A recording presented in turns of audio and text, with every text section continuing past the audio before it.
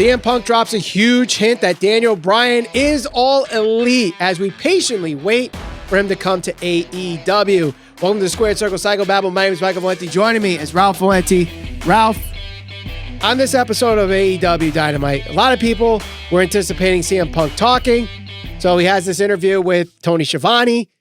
And during this promo, the crowd gives him yes chants after he puts over many young talents, including Darby Allin, his opponent for All Out.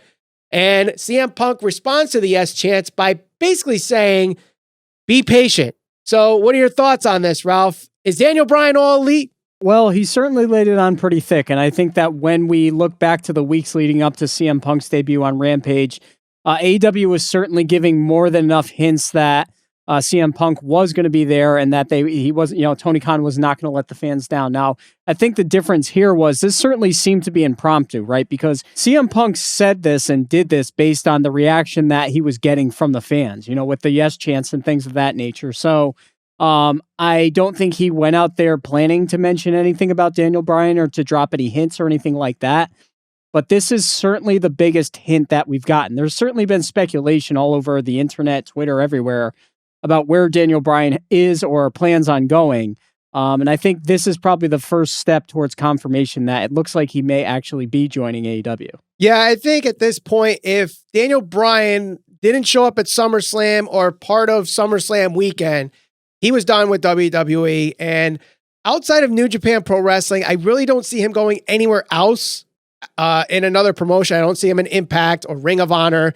I see him in AEW. And I think a lot of people last night got the confirmation based on what CM Punk said that Daniel Bryan's coming and it's just a matter of when. And I think a lot of people are speculating it is going to be September 22nd at that Arthur Ashe show in New York, which I think would be a big blow to WWE. Not only that Daniel Bryan is showing up in AEW, but doing it essentially in WWE's backyard in New York City. Yeah, I certainly agree with that. When you go back and look at some of the comments that Daniel Bryan was making about main eventing WrestleMania, working the first time in front of fans and God knows how long because of the pandemic, just not having that feel or that passion that he was looking for. He said it almost felt weird to him that he didn't have some type of certain feeling that he was looking for. I think that he's looking for something fresh. I know that all the rumors are kind of pointing to the fact that he wanted to work in Japan, and I don't know if WWE would certainly be open to something like that, given that he is one of their bigger stars. But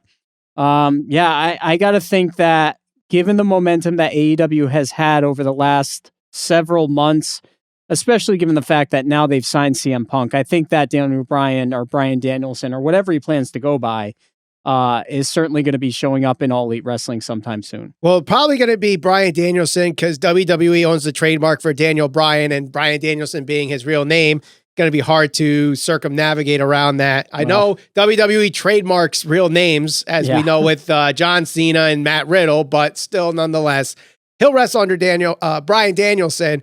And to go back about the Japan thing, if WWE would ever do something like that, remember, there were those reports earlier this year that Nick Khan was trying to get a deal with New Japan Pro Wrestling that circled around Daniel Bryan working in Japan. But, one guy that has wrestled in Japan, part of All Elite Wrestling, is Chris Jericho.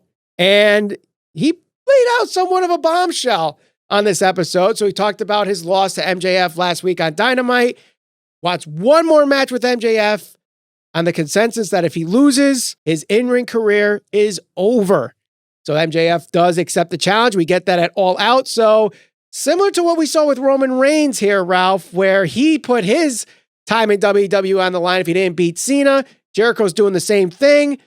Did this confirm Jericho wins at All Out, or is this his swan song? I was going to say Jericho's got to lose this match, right? I mean, there's just no way that they'd invest this much time and effort in building up MJF just to have him lose to Jericho. And I know that Jericho's career is supposedly on the line here, but how many times have we seen that in wrestling? Somebody retires and they come back, there's a stipulation. And I think that realistically, Jericho probably wants to take some time off. He probably is realizing that he's older, that they have a lot of young talent that they can highlight.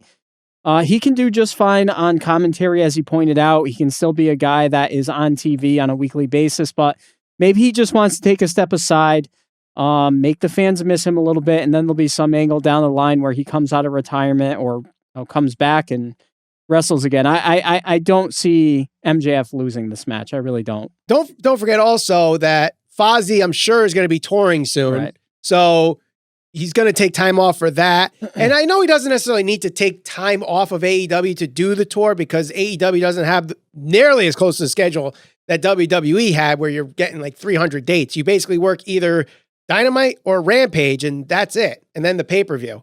So their schedule's much lighter, so he can do both. But, he's 50 years old. And yes, there are people older than him wrestling.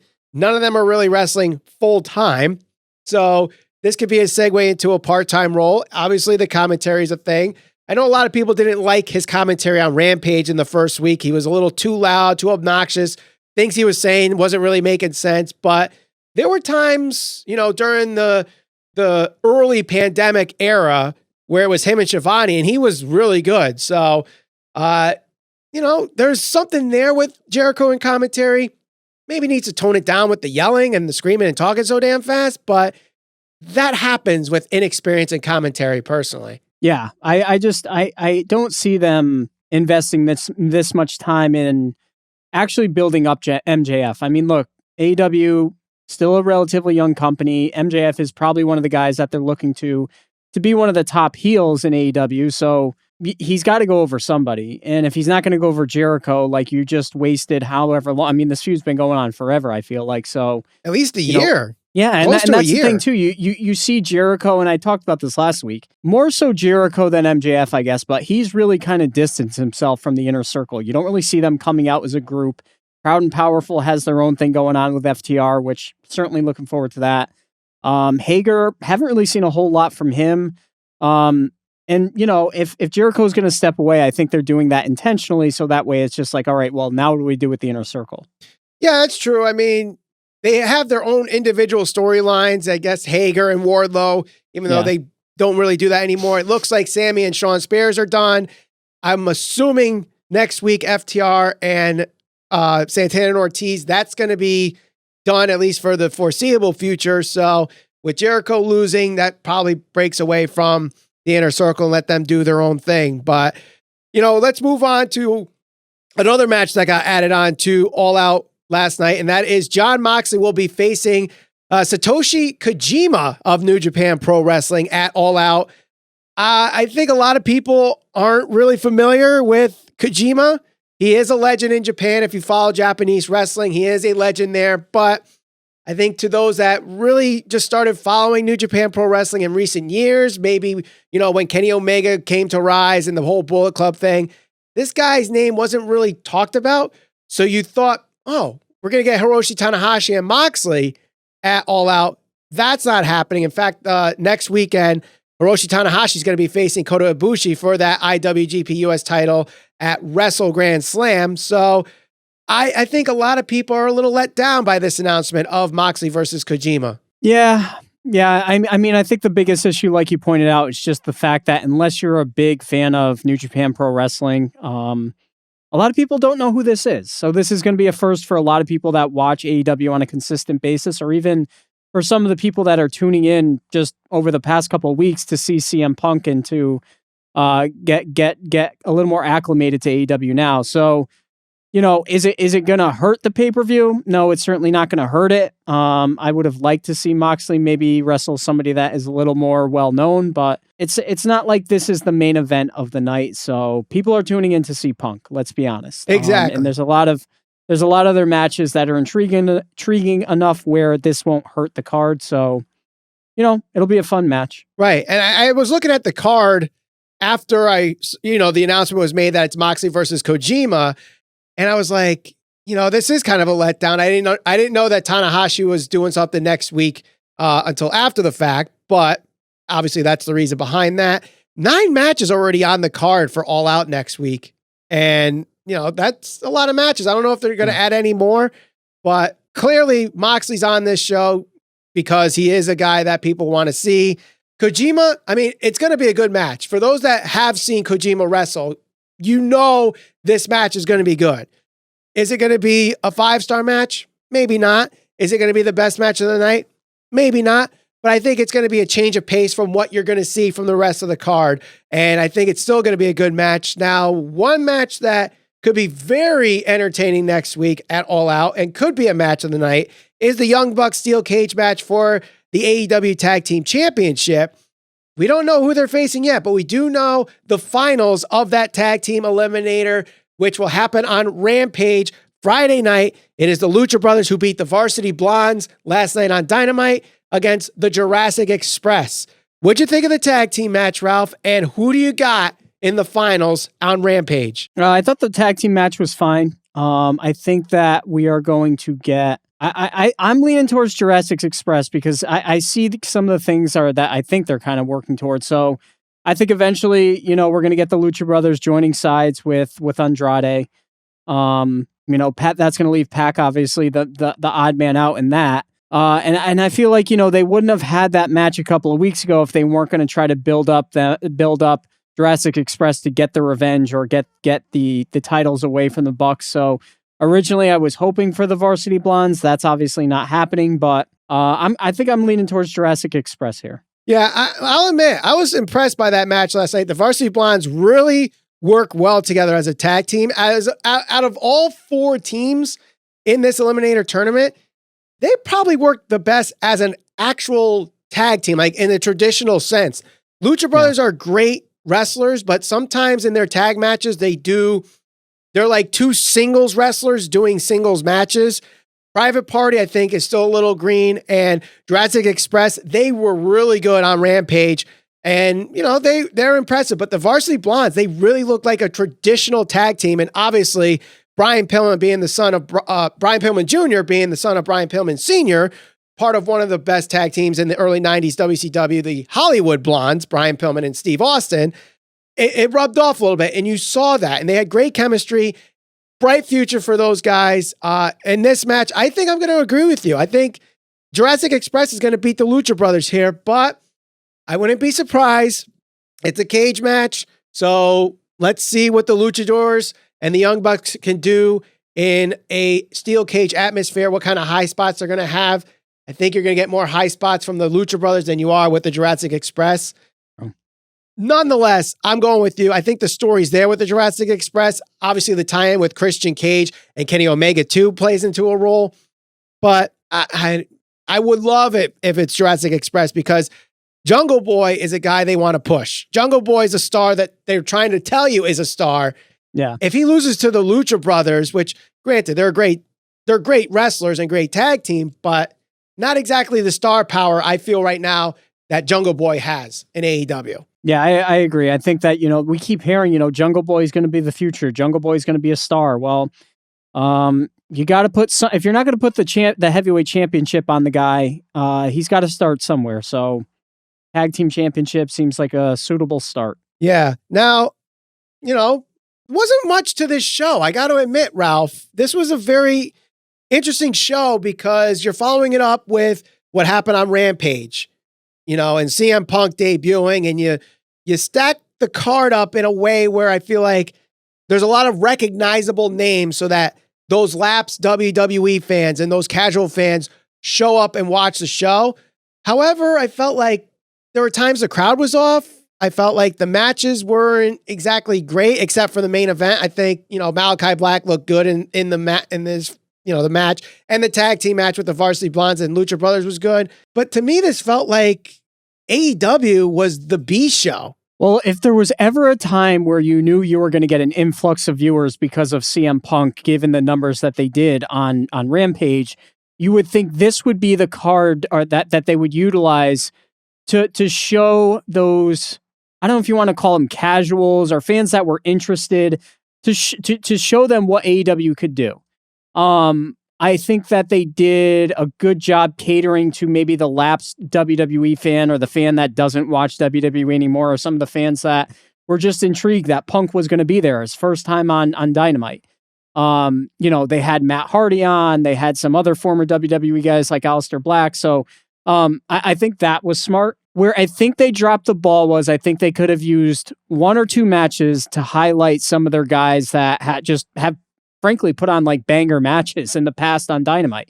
Darby Allin, he certainly had a match, but at the same time, like, we've seen him have great matches, and I don't know if that was the best use of him. Some of the other guys or individuals that were used, it just didn't make sense to me, because it's like, okay, you're going to get a fresh audience here.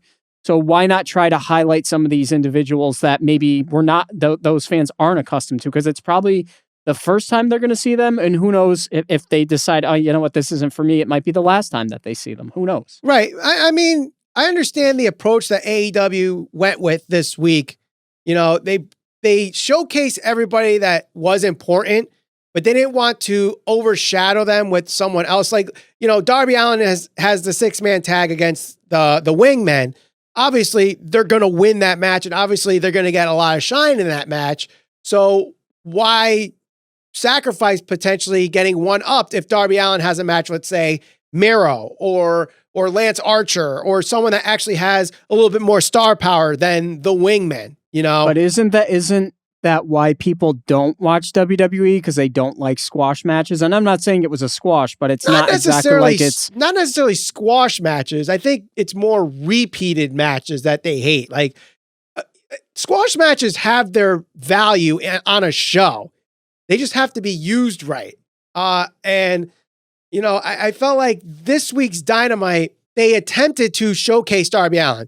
They attempted to showcase Jon Moxley and, QT Marshall and some of these guys that are going to be on the All Out card, but did they do so in a way that people will watch next week? That's the question you got to have. Yeah, people are going to watch for Punk, and if Daniel Bryan goes there, or Bryan Danielson, the people are going to tune in for that.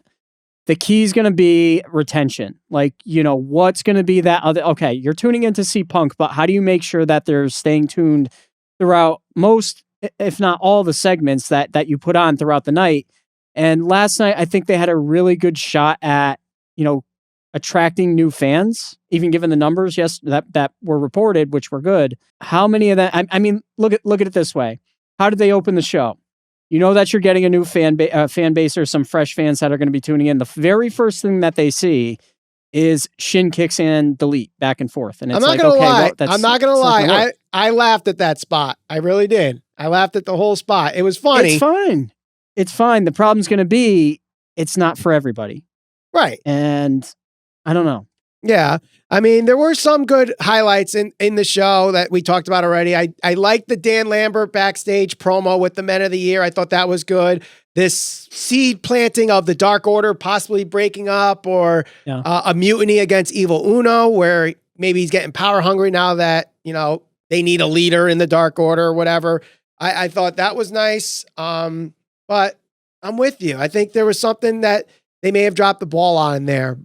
Who knows? I mean, they were number one in the 18 to 49 demo this week, 1.17 million viewers. That's definitely a really good showing. I think that 18 to 49 rating was the second highest in AEW's history since they debuted on Dynamite. So obviously a very positive outcome ratings wise. And, Punk is maybe a needle mover after all, Roman. Who knows? But we'll see in the weeks to come. But let us know in the comments what you thought of AEW Dynamite this week. Are you excited for Jon Moxley and Kojima? Subscribe, hit that bell for notifications, and we'll talk to you on the next episode of the Squared Circle Psychobabble.